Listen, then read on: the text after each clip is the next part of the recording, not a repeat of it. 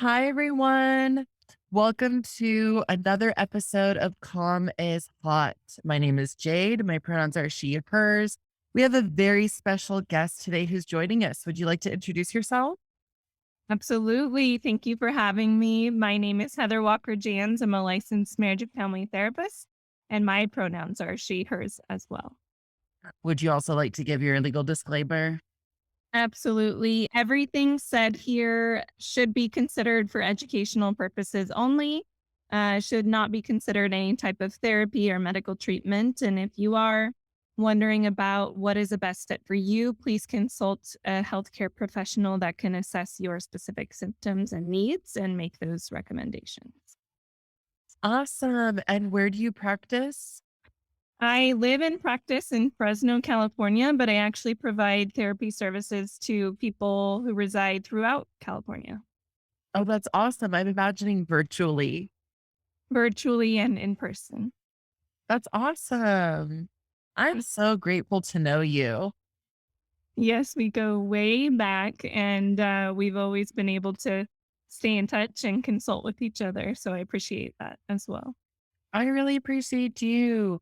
I think it's okay to say we go back as far as high school. Yes, we do. We've had a lot of different experiences and we've lived apart, come back together, and it's been really nice to have this time to connect virtually. I'm really grateful for the resources we have. Same, same. And you are someone who I've always really respected and admired and genuinely have just love for. So I'm happy that we're doing this together. Thank you, Jan. I really am happy to be a part of this journey with you and see you as an educator grow and be able to provide just learning and connecting. I think it's the best next step for everybody, honestly. And you're a great person to put that out there. You better stop that. This is about you. Thank you so much for saying that. I will accept your kindness and I will also invite kindness in your direction in the form of asking you a bunch of questions. Okay. Our first question in today's episode is, what is something you're doing to experience joy? So, as you are aware, we're living in 2022 now, and it's been a big challenge to find joy in this time where the entire world is experiencing a pandemic. And I'm a mother of a toddler, and so I've had a lot of fears about exposure and whatnot, and being able to find joy in small ways. Luckily, our family was blessed enough to be able to move to a neighborhood where we call it an urban forest. So I started taking a lot of walks through our urban forest, and whether it's I have to bring the stroller or I don't, it really allows me to acknowledge the moment, to notice my surroundings, the air, the light, all of the fresh greenery around. And it's completely changed the way I lived from the beginning of the pandemic to now was being able to get outside. Before that, I lived for a year in a different community while we looked for a house to live in that just didn't feel safe. We had neighbors that had things on their yards. Like one neighbor had written something on the roof where I knew like we weren't really welcome as a family in that community. Also, it was like a really busy area. And so I'm really happy that we are no longer renters and we're in this little urban forest and feels good. That's awesome. Congratulations. Thank you. I think first and foremost, everyone deserves to have access to feeling safe and feeling like that safety is also a part of your place of living. So to hear you speak to that is really heartwarming. And one of these days, I'd love to come see your place and maybe bring you a candle or something. That would be amazing. I would love for you to come as well and be able to celebrate and share that. Yeah. So you are a licensed therapist practicing in the state of California. And I'm very grateful that you're open to being on this episode and sharing a little bit more about that. Do you want to just generally talk a little bit about what motivated you to pursue this career? Sure. There is so much that has motivated me to pursue a career in mental health. A lot of people end up working in mental health because of their own experiences, and that can be a good thing or a bad thing depending on if you do your own internal work. I was originally exposed to the world of therapy by going to therapy myself as a child. My family was involved in the system, and being able to interact with mental health providers is something that helped me grow as a person, to it helped me have an outlet, protected me and my siblings and family at times.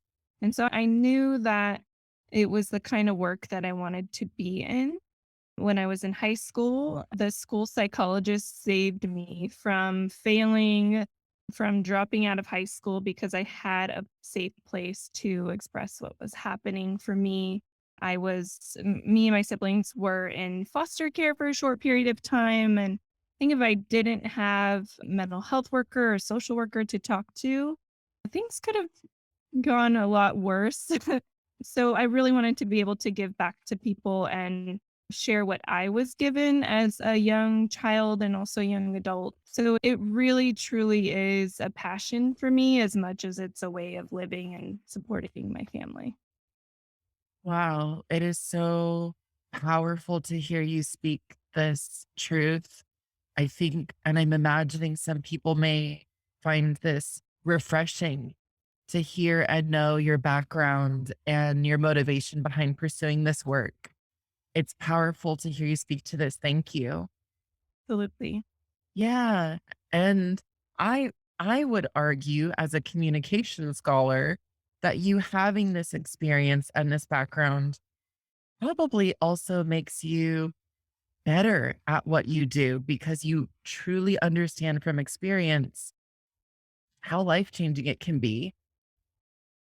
I have a lot of empathy for the different types of experiences that I hear based on my own life, but I've also done a lot of my own therapeutic work so that I'm aware of my biases. I'm aware of where I need to learn and to grow and maybe allow the client to be the expert. So just know that the best therapists have therapists. And so if you're shopping around trying to find the perfect therapist, you can ask them, hey, do you have your own therapist? Because if they truly value this work, then they do.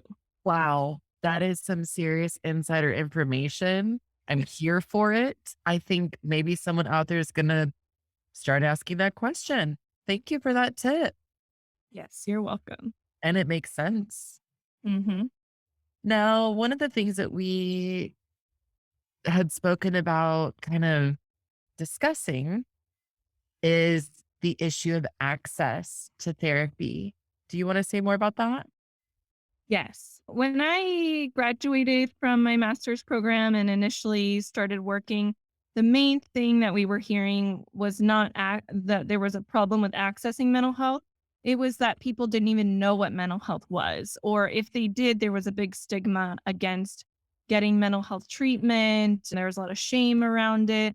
And now today, which has been the gift of the pandemic, is that now everybody knows about the pandemic.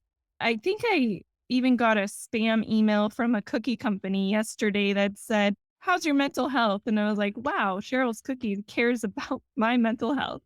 And so we've come a long way in a really short amount of time.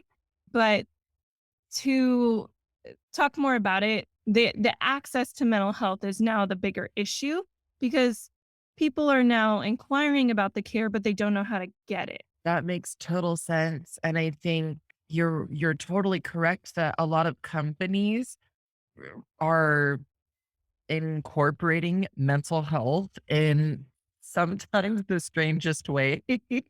Like you said, even cookie companies. And I don't know how I necessarily feel about that. I think that could be a separate podcast episode. But for me, one of my questions is, are there any pieces of information you could provide that might help clarify some of these misunderstandings that people have or anxieties that people have about accessing? First and foremost, what I want people to understand is that if you're trying to get services and you have insurance, you do not need a referral in order to get therapy covered. There have been those barriers have been removed with different laws that have been passed in the Mental Health Parity Act, where your medical benefits need to be treated the same as your mental health benefits. And so they should be covered as long as you have a medical necessity to be treated. Is this just for the state of California? Eh, You know what? There's two different laws that relate to that. So let's just speak to the state of California at this time. I think that makes total sense. And as always, I encourage everybody to do their own research on everything discussed on these podcasts. Mhm. So we'll focus on California for now. That is a huge piece of progress. I remember back when I was pursuing therapy, it was almost as if I had to like go through a process to prove that I needed it. And to hear you say that now things are like, hey, no, if you want to see a therapist and you have the insurance to cover it, you get to. That's that's exciting to hear. That's a move in a good direction.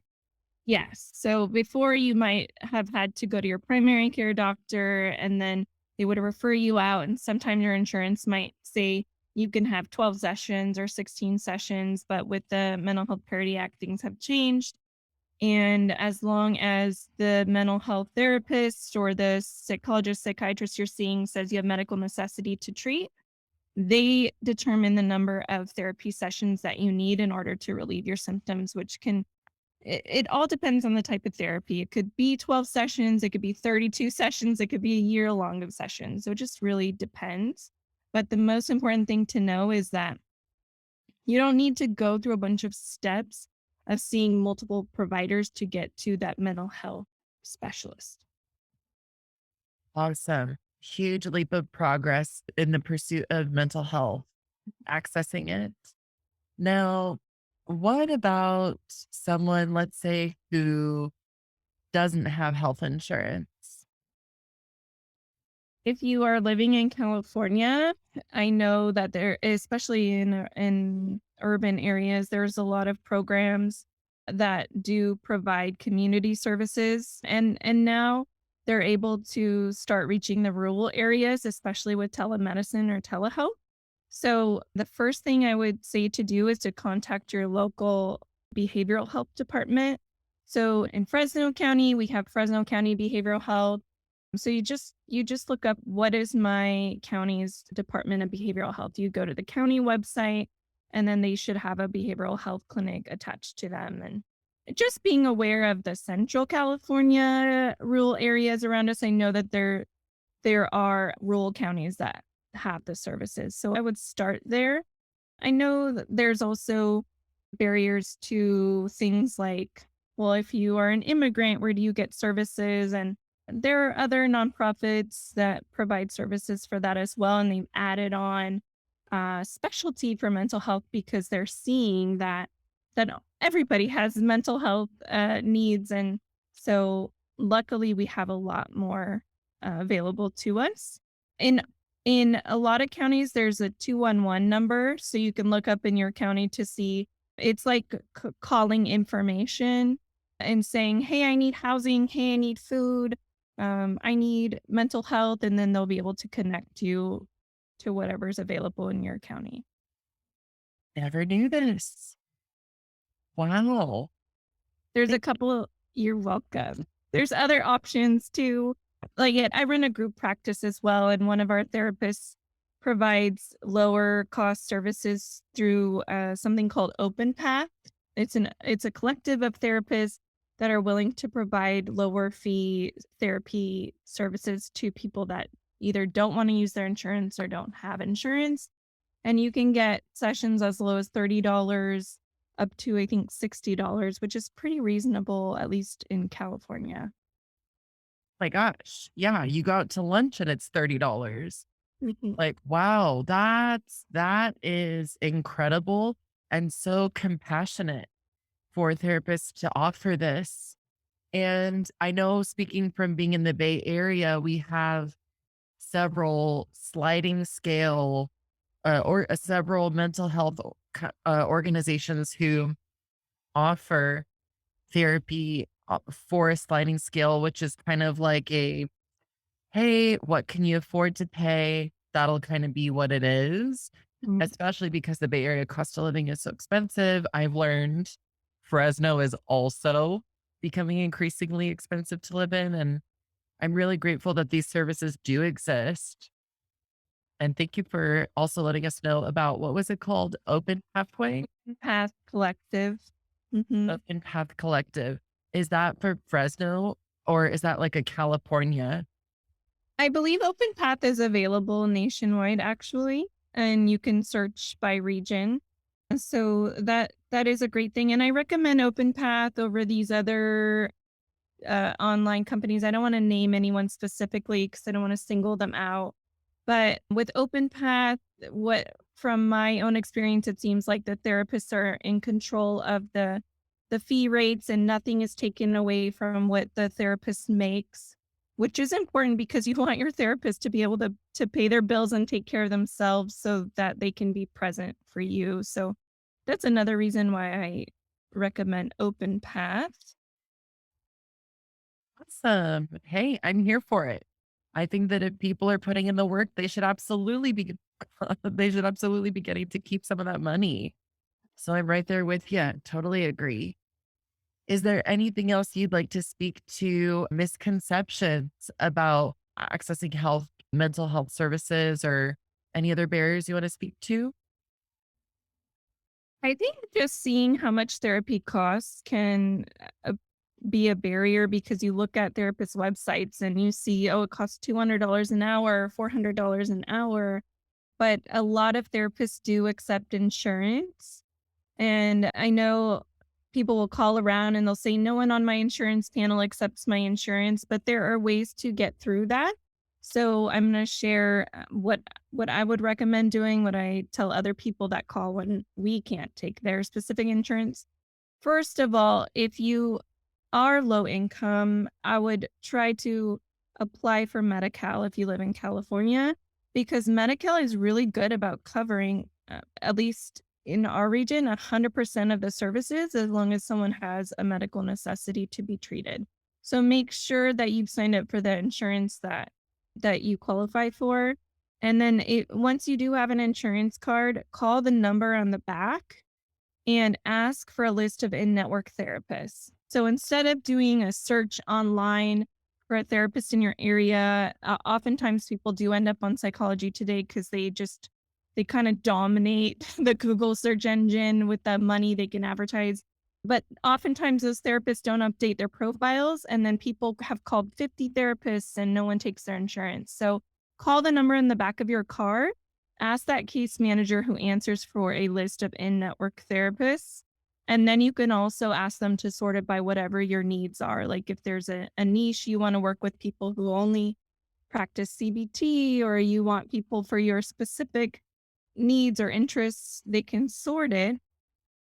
And then if those people still aren't answering your call, you can ask the case manager, hey, can you help me get connected to a therapist? No one's answering my call.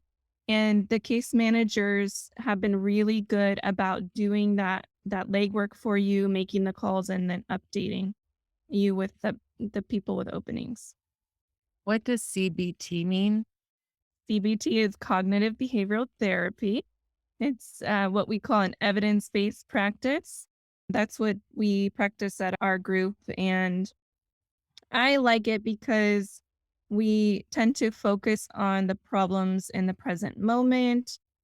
We try to have treatment goals that are very short term, measurable, and we give some homework so that you can reach your goals faster. Love that.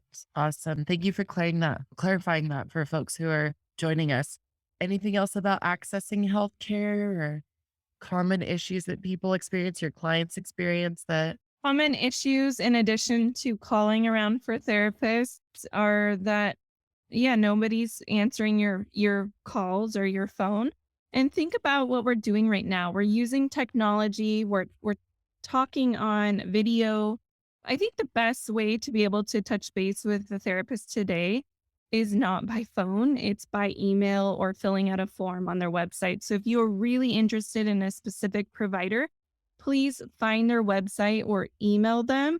You're probably going to have a higher rate of return. I feel like that makes so much sense because I'm always checking my email. But if someone calls me, I might not listen to the voicemail until the end of the day, or I might not listen to the voicemail until later on. And then I realize, oops, I need to call this person back. And I sometimes feel like I'm much more communicative when it comes to emails. Thanks for that, Claire, that recommendation, that insight. Now, because I work in education and I work with students who are having to navigate, and it's students of all ages, of all backgrounds. I teach at multiple colleges. I work with people from all different backgrounds. So, and lived experiences. And one of the most common things they are all communicating with me about is this fear and anxiety of transitioning from online learning to in person learning. And I feel like part of it is an increase in anxiety that they're experiencing, going from being more isolated to in a classroom full of people, and then also still in the midst of this pandemic that we're still in. Mhm. Would you like to share some thoughts that might help people potentially better understand this? Sure. As human beings, we crave both sameness and also a lot of differences in our environment. We need both of that. If we have too much of the same, we can get bored, we can become depressed. But if we have too much change, then we can start to feel stress and pressure and uneasiness or even fear. And we've had a combination of both of these things, but too much of one at one time and now switching quickly to a lot of change very fast.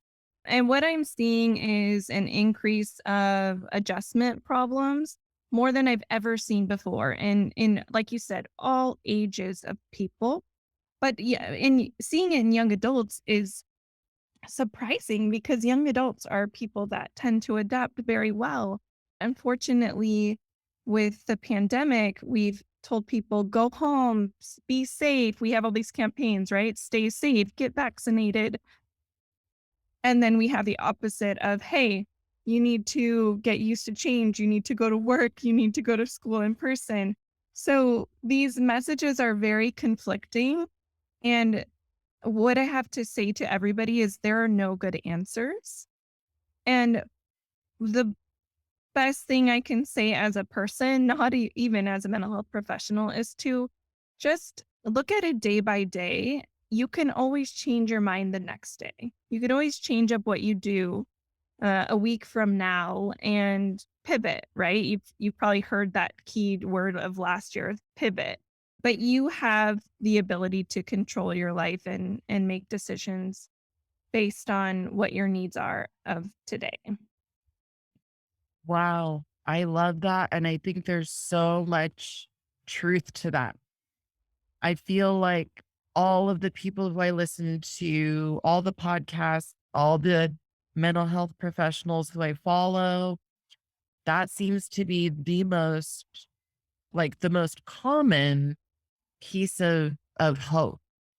I think it's also the most realistic because, as you've mentioned, there's so much conflicting opinions, messages, and we're being bombarded by these two opposite, different ideologies and whatnot. And of course, we don't have to get into the messiness of the politics of it all, but it is really encouraging to hear you kind of echo what I've been trying to practice, which is I only have so much control in life, recognizing that, right? Like, okay, I can't take on the whole world.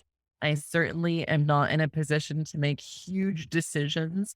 So, what I can do is attempt to control the small things that I do have decision making ability over.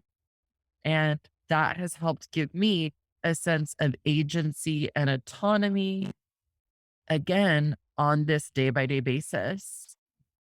Thank you Yeah. for that. Jade, I think that you could also become a mental health professional in your next career if at all possible, because you put that into good words. You want to look at the, the the places where you do have some power, and if you choose not to control it today, doesn't mean that you can't change your mind tomorrow. First of all, thank you for that. That is a huge compliment. And also, I would like to credit all of the therapists who I worked with to help me grow and get to where I'm at. I think I should have shared that earlier. Similar to today is about you, similar to you sharing your story, surviving high school and college was possible for me because of therapists who created spaces for me. So clearly, I'm very passionate about this. One of the things that I wanted to go back to is in these instances and in these moments where people are feeling that loss of power, that loss of control, you mentioned it being okay to kind of wait. And if you're not feeling like you're in the headspace of taking control or taking charge in the present, it's okay to pause and and revisit that. Do you want to speak more to that? Sure. I'm thinking about the way that you interpreted what I was sharing, and what I was trying to say was you have to assess yourself, what you're capable of, and if what people around you are asking is too much, you can stop and decide how much capacity you do have to function.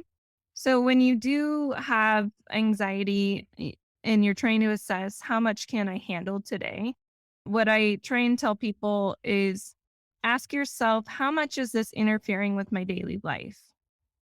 And if it's interfering so much that you can't go to school, you can't go to work, you aren't talking to your loved ones or seeing them, then there's a dysfunction there. And what's hard is for most of us, our environmental stressors from the last 2 years created all that dysfunction. And so almost everybody qualifies for this adjustment problem. The only hard thing for us therapists is the definition of adjustment was something that happened like 3 months ago, but this pandemic has been going on for 2 years. So people are developing long term anxiety or depressive disorders because they're not learning how to manage the dysfunction, or they're getting stuck in it. And so I'm encouraging you to just do what you can today with as much functioning as you have until you can get the resources that you need the next day. Or you might need to, maybe you're going to school this week because you feel like you can handle it, but maybe next week you have to go to the disability office and ask for accommodations. Wow. And this is why you are the licensed therapist. I am so grateful for you speaking to this. And I am also a huge advocate of recognizing your bandwidth, your capacity, managing what you can, and then also recognizing sometimes when you need help. And I love that you acknowledge the disability programs and resources on campuses. It is one of the most crucial parts of our campus culture that truly does help students with their academic success, especially with managing things like general anxiety disorder, depression. and how those things impact students, as well as so many other things, but really help students manage their academic success while validating that reality.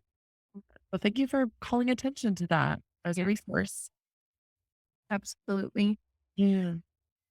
In thinking about my own team and trying to bring us all back in person, as a therapist, it's really hard to make the good decisions about how you do that for people. And the way that we oftentimes treat anxiety is exposure, like slowly exposing people to these situations that they have anxieties about. And so, if you're trying to figure out how to feel good about going back to class or work in person, I would say you've gotta do it slowly. It's hard when classes start and you gotta be right back in your chair, but as things were shut down the last 3 weeks, maybe you've gotta start going to go meet your couple of classmates for coffee first. Go take a walk around the campus. When you started high school, for most people, they went and visited the campus a week before, they got their schedule, they figured out where their classes were. That was slow exposure. And we don't do that as adults with college, but maybe we need to all over again. Love that you're speaking to this. I think it was so beautiful back pre-pandemic when I would see high school students come to campus and get that slow exposure, just that introductory, this is what a college campus looks like. Be here, experience it, feel the energy. And also, it was meant to help people feel like they could one day be a part of a university and pursue a specific career, become a doctor, become a lawyer, become an artist, become a cinematographer, whatever you want to do, become a therapist, right? Like, and so I think the last 2 years has really robbed people of that opportunity, those opportunities. And I love that you're calling attention to this. Do you feel like there's a little nugget of advice you could offer specifically college students? In addition to that, maybe they're feeling really so specifically, I have a lot of students who feel social anxiety. They're scared to talk. They're scared to communicate with each other. You can stay stuck in your social anxiety, but the real progress is made in the uncomfortable situation. And so the way that you take control of that is you do more of what's uncomfortable. You try to figure out, okay, where can I get more social interaction and I be pushed and challenged? I am definitely someone who deals with social anxiety. I always have. I've just always been that kid. My grandpa called me a chihuahua because I would shake in social situations.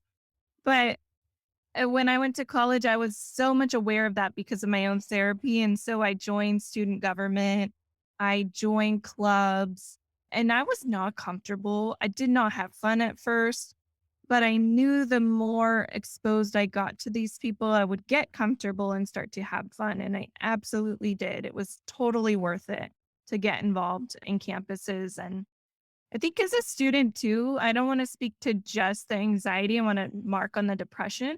There's a lot of anger right now.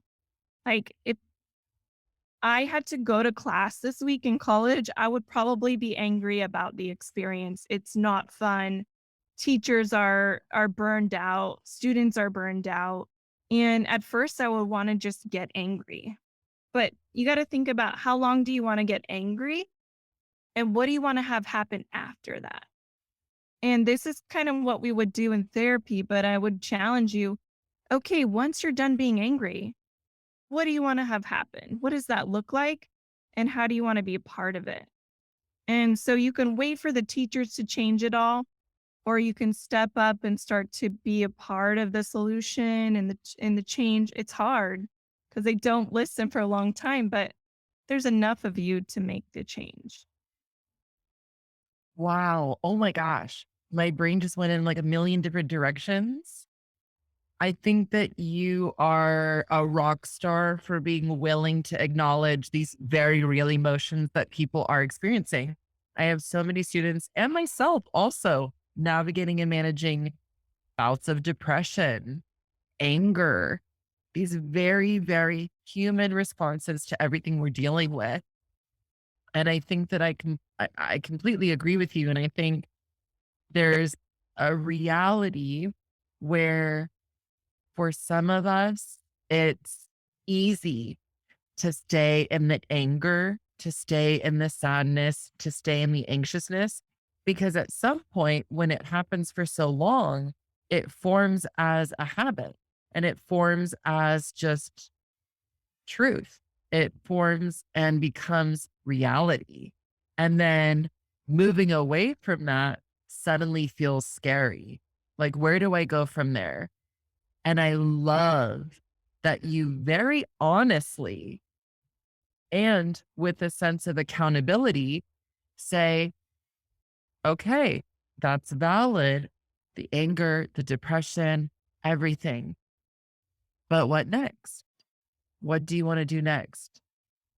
That is a powerful, life changing moment that we have, each of us has to make the decision for ourselves. Mic drop. Wow. Wow. Do you want to speak a little more to that or share in any capacity just about how to potentially help get people out of it? Like how can we get out of that anger, depression, etc.? Well, it's not good to internalize it. So you do have to have outlets, and everybody has a different kind of outlet. For some, it is talking to a therapist. For others, it's advocacy. For some, it's meditation, painting, drawing, working out. So you need to find what really are your passions and your talents, and use that as your strengths. And if you don't know what that is, that's where a good therapist will come in, because they'll help you identify that or get in touch with what you used to enjoy.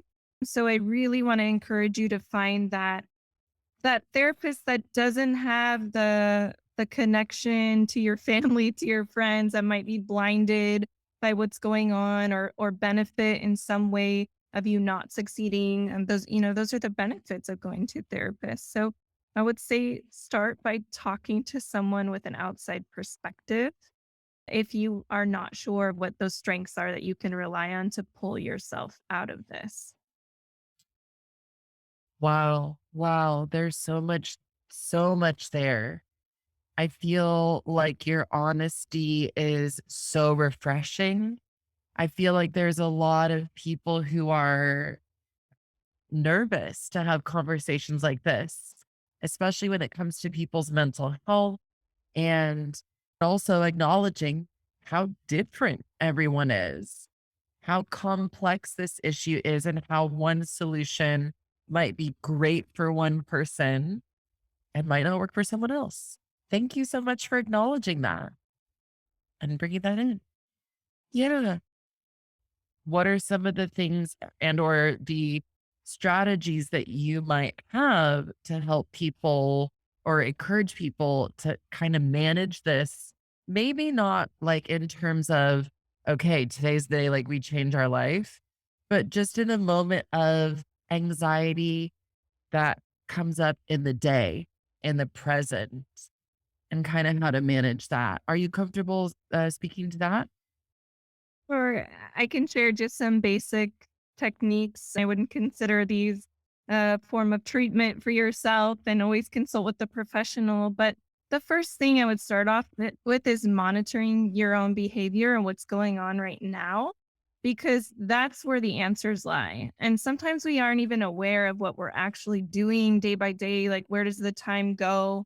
Our phones have been good tools with the new apps that show how much time we spend on social media. So from the moment you wake up, I would ask you, what happens? What does a typical day look like? What are your meals? How much sleep are you getting? What is that moment between when you open your eyes to you walk out the door? And do you even walk out the door the whole day?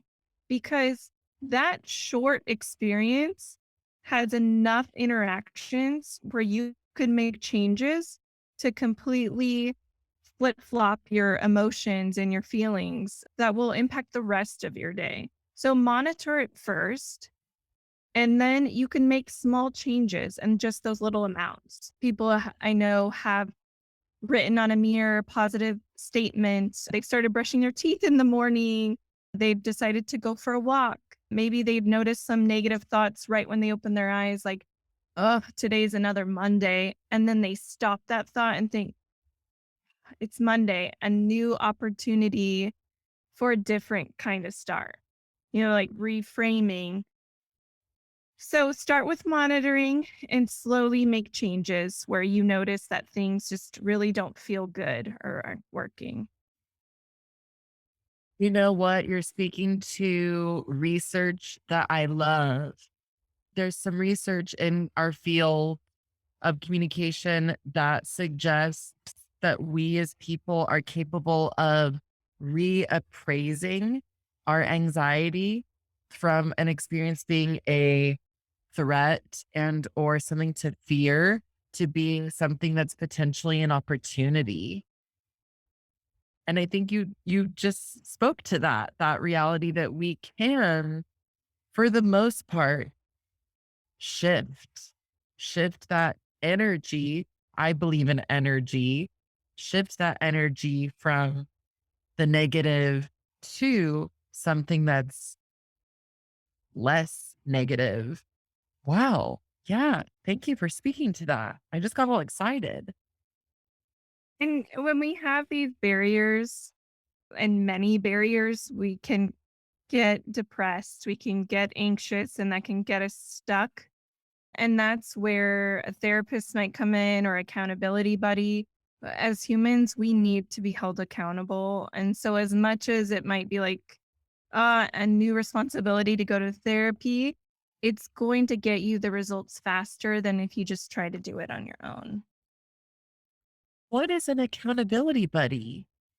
An accountability buddy is just somebody that you ask to check in with you to make sure that you're following through. So if you and a friend decided you're going to both work out 5 times this week, then you're checking in with each other. Hey, did you go to the gym today? Or hey, let's go to the gym together.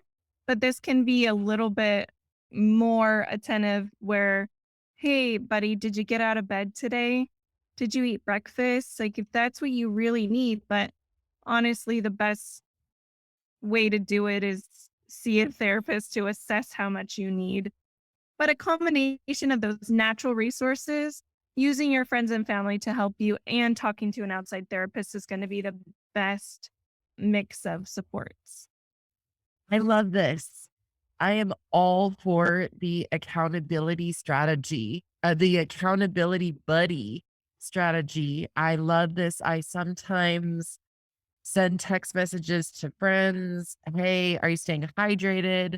I started following social media accounts that will put reminders like that on my timeline. Wow. I love that you mentioned that. Thank you. And obviously, seeing a professional is the best option. I love that. As we come to a close, is there anything that you would like to offer as just final, not final, but as extra clarification, anything that we didn't discuss that you'd like to add or go back and revisit anything and expand on anything? I would just say for those who are listening today and still doubt that therapy would be a good fit, like if you're listening to this or you're looking at me on video and thinking, yeah, this therapist would not be good for me, we may not have enough therapists in the field to address the needs of everyone. And so, if you have any thought at all about possibly working in the mental health field, we have such a shortage of professionals in general, but also of people with specialties and interests and niches. So, if you think there's no therapist just like me out there that would be a good fit, please consider getting into this field yourself because we need you. We need we need new, fresh, we need unique. That is very much lacking. Thank you for speaking truth to this reality. One of my former roommates is a therapist, and she holds multiple identities, multiple marginalized identities. And she used to share with me there's just such a lack of diversity in mental health. And I think one of the things that many of my students disclose is that reality that like seeing a therapist who can relate to them in certain ways, racially, in terms of sexuality, in terms of gender, it makes a difference sometimes. And the fact that you're aware of this and also inviting people to consider being a part of this change is so encouraging. I would like to echo your message by saying yes. Yes, just yes. Thank you.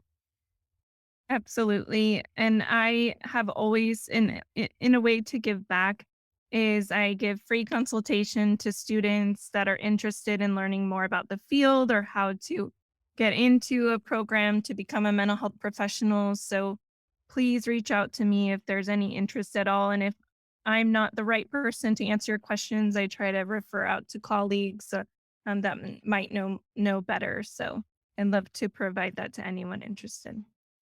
My gosh, that is so generous of you. Wow, wow. And we know your time is valuable. So that is Yeah. very generous of you. Well, thank you. Thank you for being so open and just you. Thank you for having me today. Yeah. I know it's so sad to always come to a close, but I feel like I might bring you back for another episode. Would you be open to that? I would love to be back. I think we should. We should.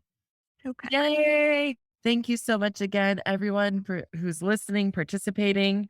I will put Heather's contact information in the description below.